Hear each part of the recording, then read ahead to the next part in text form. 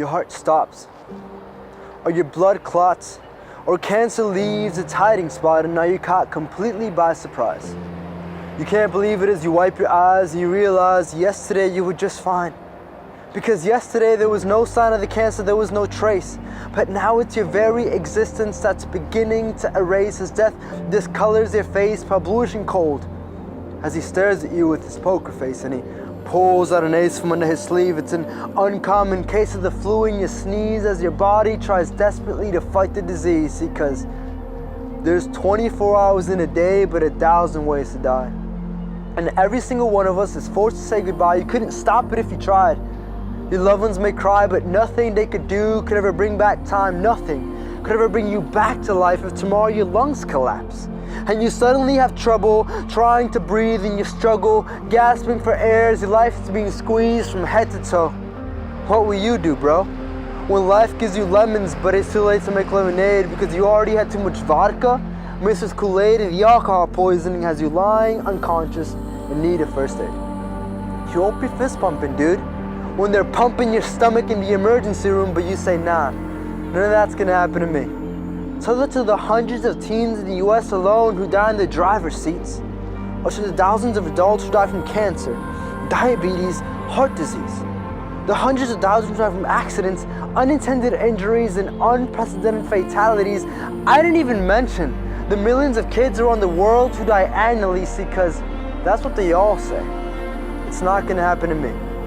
But you don't have a say when you're lying 6 feet deep below our feet, in that cemetery by that lonely street, lying still beneath the concrete slab that has your name written in all caps, and yet you ignore the stats.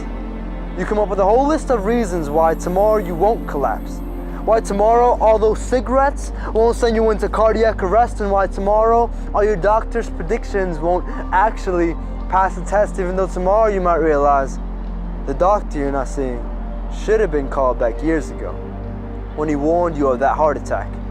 But his evaluation of your health was so dogmatic, his diagnosis of your condition so problematic, and his preventative solutions way too dramatic. He said, forget all that, I'm okay. But the truth is, we all have a 100% mortality rate because 10 out of 10 people have an expiration date. So whether it's next year, next month, tomorrow, or today, there's no escape. It's our inevitable fate. The only question is, where will you go on the day you die? Because we're all going somewhere when we leave this life. And you might say you only live once, but there's a life after this one, so you actually live twice. But you so desperately want to believe the lies that what you scream in this life won't echo in the next. So you continue to text while you drive, not seeing the drunk driver in the truck that will flip your car on its side and leave you paralyzed until the ambulance arrives, giving you only moments to theorize where you'd end up if you happened to die. Open your eyes. Your sin has consequences, and so does mine, and deep inside you already know that, and you're terrified, but you suppress the fears that flood your mind, and you say to yourself, I'll be just fine, I'll just wait and see. After all, it's not up to me, at least I tried. But you can't earn your way into heaven no matter how hard we try, and we were tried by a just judge who found us guilty of all our crimes. But the good news is that God sent his son to die for sinners like you and I. See, because everyone in heaven is a sinner, saved by grace, who's had their sins forgiven because Jesus took their place, and he can take yours.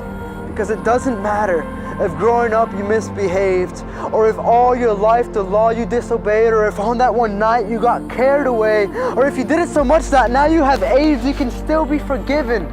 Even if you brought a man to his grave, if you got so angry you murdered him in your rage, or if you spent all your life trying to earn your way, trying to convince God and everyone else that you're a saint, these sins are all the same. And yes, they deserve punishment, but that's why Jesus came. He died on the cross to take your place, and then he was raised, and he's alive right now, and he loves you anyways.